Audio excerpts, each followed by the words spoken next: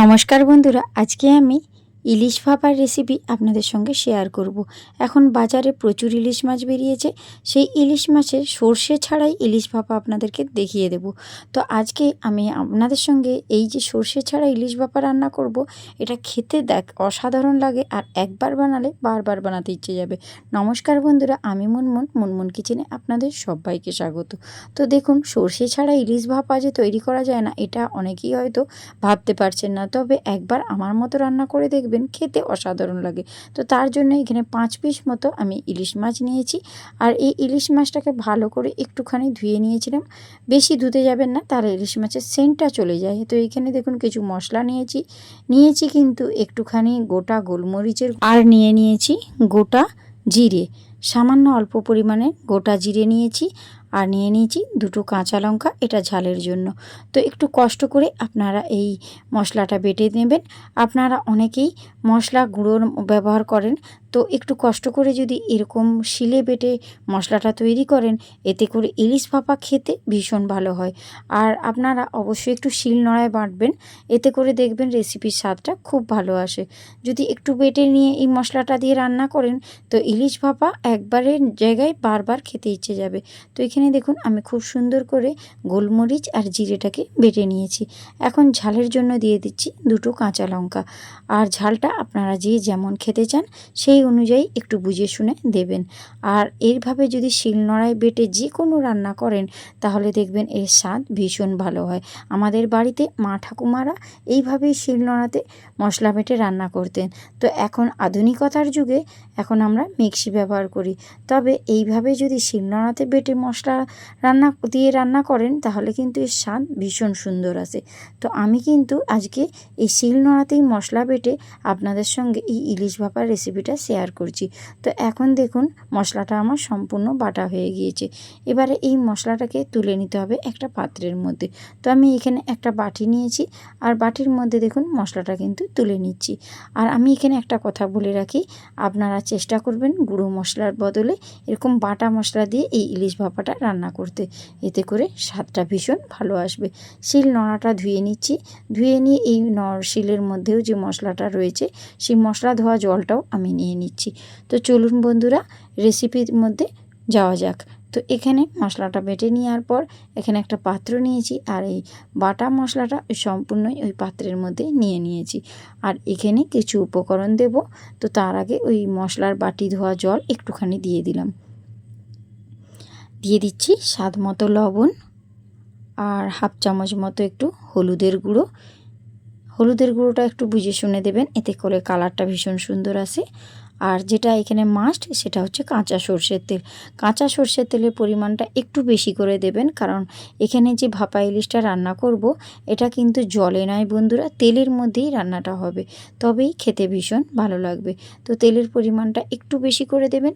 তারপর একটা চামচ দিয়ে সব কিছু ভালো করে এইভাবে নাড়াচাড়া করে মিশিয়ে নেবেন, যেন সব কিছু মশলা ঠিকভাবে মিশে যায়।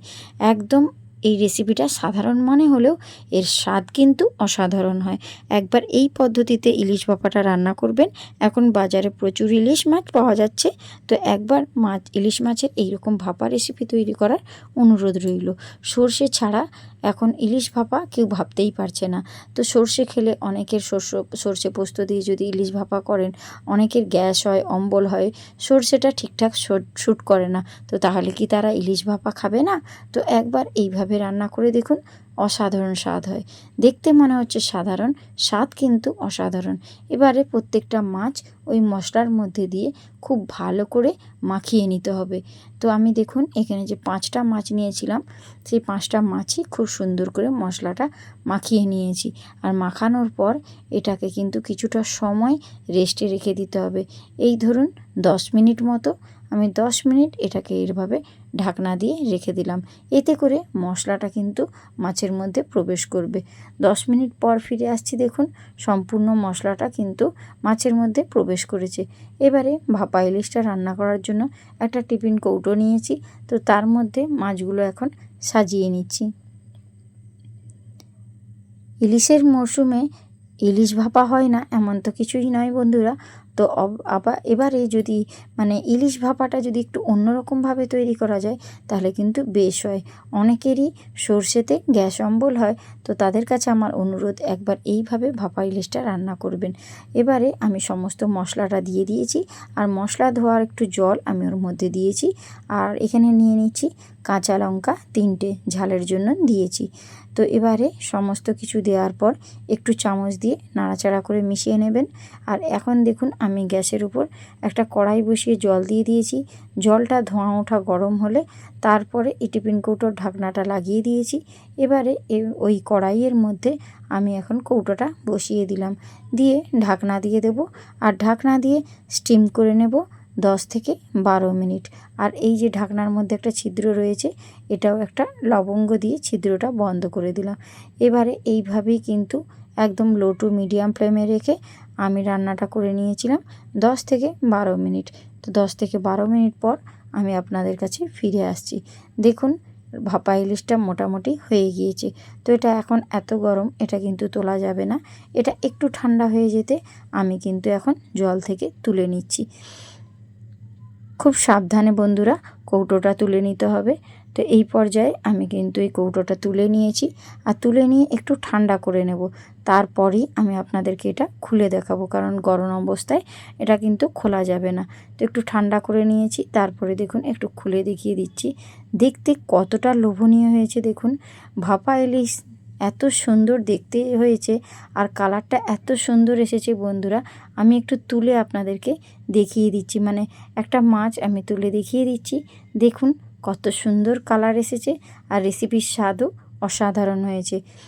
দেখতে মনে হচ্ছে রেসিপিটা খুবই সাধারণ, কিন্তু খেতে কিন্তু অসাধারণ লাগে। তো আশা করি রেসিপিটা আপনাদের ভালো লেগেছে, আর যদি ভালো লেগে থাকে তাহলে বন্ধুবান্ধবদের মধ্যে শেয়ার করে দেবেন, আর আমার চ্যানেলটা সাবস্ক্রাইব করে দেবেন। তো আজ আসি বন্ধুরা, টাটা, বাই বাই।